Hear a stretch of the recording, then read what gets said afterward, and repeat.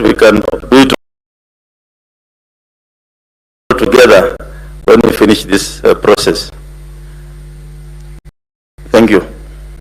Asante mwenyekiti, mimi naitwa Goodluck Paul kutoka Azam TV Dar es Salaam Tanzania. Jana ulitoa kauli ya matumaini kwamba IEBC mnakusudia zoezi hili zima liishe mapema iwezekanavyo.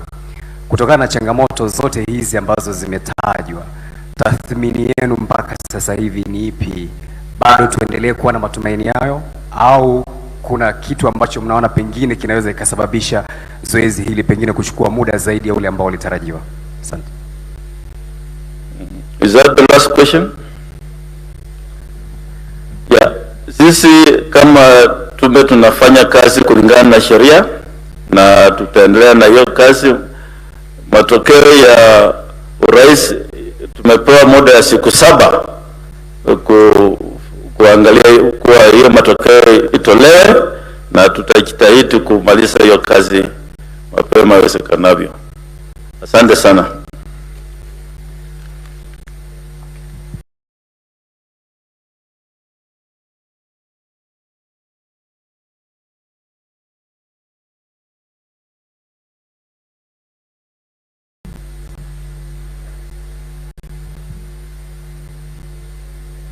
Thank you very much. That was the status update as of now, and we will inform you of the next update.